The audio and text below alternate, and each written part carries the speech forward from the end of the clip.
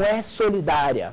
Eu preciso esgotar as tentativas de agressão patrimonial ao devedor principal, que é o prestador, para depois partir para um processo de expropriação e agressão patrimonial do tomador. Então, esse é o primeiro aspecto fundamental, responsabilidade subsidiária. O TST também estabeleceu aqui a necessidade de que o tomador, para responder na execução, esteja figurando no título executivo, tenha participado do processo de conhecimento. E por que é importante chamar atenção para isso? Porque, no caso do grupo econômico, por exemplo, que é uma outra hipótese de responsabilização de terceiros existente no direito do trabalho, assim previsto no artigo 2º, parágrafo 2º da CLT, o TST entendeu, que curiosamente estamos tratando de uma responsabilidade lá solidária, o TST entendeu que não precisaria figurar no título executivo para responder na execução. Ou seja, no caso do grupo econômico, em que a responsabilidade é solidária, para responder na execução não precisa estar no título executivo e nem figurar no processo de conhecimento. Aliás, eu costumo dizer para os alunos, né, como uma forma de compreensão e resgate da informação no momento da prova, que a jurisprudência do TST vem nos mostrando o seguinte: se a responsabilidade é subsidiária, para responder na execução precisa estar no título executivo. Se é solidária, não precisa estar no título executivo para responder na execução. Do ponto de vista científico, eu não tenho dúvida em afirmar que uma coisa não necessariamente leva a outra, não é pelo fato, e nem é fundamento da outra. Existem outros fundamentos que vão ensejar a tese da possibilidade da empresa do grupo econômico responder na execução, que não corresponde, fundamentos esses, necessariamente ao fato da natureza da responsabilidade ser solidária. A questão não é essa. Porém, na prova, essa compreensão acaba ajudando, principalmente para aqueles que estão aí fazendo concursos e precisam contar com o domínio dessa informação no momento da prova. Mas então a primeira regra fundamental quanto à responsabilidade envolve a ideia de que ela é subsidiária e precisa estar no título executivo para responder à execução. Aliás, eu também preciso chamar atenção aqui para o fato de que recentemente, eu diria, no segundo semestre de 2009, o TST enfrentou o seguinte debate: tudo bem, para responder na execução precisa entrar no conhecimento, mas se o trabalhador ajuiza ação contra o prestador, entra com ação contra o prestador, alega lá, apresenta sua causa de pedir, alega as violações aos direitos sustentados na petição inicial, e não entra com ação neste primeiro momento contra o tomador. Busca uma condenação e a situação se torna delicada em situações em que o prestador está num estado de solvência e nem aparece para se defender no processo. Então, o que faz o advogado nesse caso? Ajuiza ação contra o prestador, que, por estar insolvente, não vai aparecer na relação processual, será revel, o juiz condena. No segundo momento, ele ajuiza, com aquela condenação, ele ajuiza uma outra ação contra o tomador. E aí ele sustenta, como causa de pedir, aquela condenação anterior já transitada em julgado. Temos aí um problema. Ou sacrificamos a coisa julgada, admitindo a possibilidade do tomador, nesta segunda ação, questionar aspectos não questionados antes, e aí podendo ter uma decisão diferente daquela primeira, objeto de coisa julgada. Ou podemos também, por outro lado, então, ou seja, estamos correndo o risco de sacrificar a coisa julgada, ou estamos correndo o risco de sacrificá-la para a defesa, ao dizer nesta segunda ação para este tomador que ele não poderá se defender, discutindo aspectos que já foram objeto de coisa julgada. Percebam aí o problema que temos. Qual a tese do TST adotou para resolver esse debate? Se não ajuizar ação contra os dois, de imediato, prestador e tomador, preclui, não se ajuiza mais. Foi a saída que o TST achou para evitar e compatibilizar essa difícil situação. Muito bem, então a primeira ideia fundamental, responsabilidade é subsidiária, tem que figurar no título para responder na execução. Perfeito. E a pergunta agora que precisamos fazer é a seguinte: e a administração pública? Como fica a situação da administração pública? A administração pública responde? Eu preciso dizer aos senhores que na redação original, os senhores poderiam perguntar, eu acabei de ler a redação atual da súmula 331, os senhores poderiam perguntar, mas professor, por que o TST teve o cuidado de especificar e discriminar de forma específica a responsabilidade da administração pública. E aí eu preciso te dizer uma outra informação importante. Na redação original da súmula 331, isso não existia. Na redação original da súmula 331, o TST não havia especificado a administração pública. E por que o fez no segundo momento? Porque foi suscitado um grande debate, debate esse que podemos dizer que até hoje continua na pauta, e vou explicar por que o debate até hoje continua na pauta, mesmo com a atual redação da súmula 331, nós tivemos um debate a respeito da possibilidade de responsabilização da administração pública. E onde nasce esse debate acerca da possibilidade de responsabilização da administração pública? Esse debate nasce no artigo 71 da Lei de Licitações. O artigo 71 da Lei de Licitações diz lá, com todas as letras, que a administração não responde pelos encargos do prestador de serviço. A administração pública, enquanto tomadora, tendo realizado o procedimento licitatório, diz o artigo 71, não responde pelos encargos do prestador de serviço.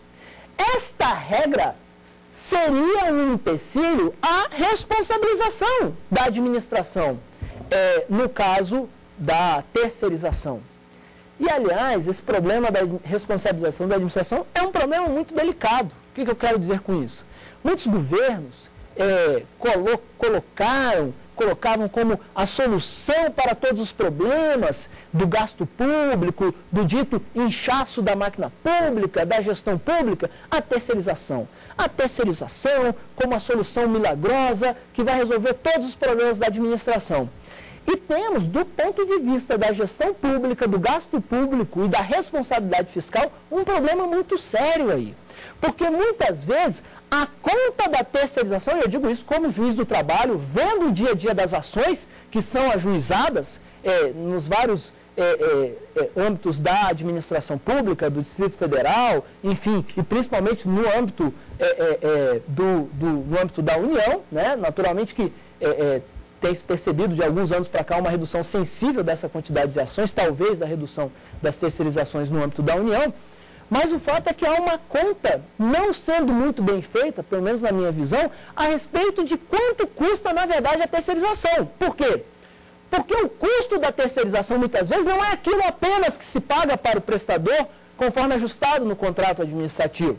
Se nós admitimos a responsabilidade da administração pública, como está aqui na súmula 331 e vamos discutir agora, mas partindo da premissa de que essa responsabilidade existe, a administração paga duas vezes. E eu digo para os senhores com toda tranquilidade, como qualquer outro juiz do trabalho desse país pode dizer, não são poucas as situações em que a administração pública paga duas vezes.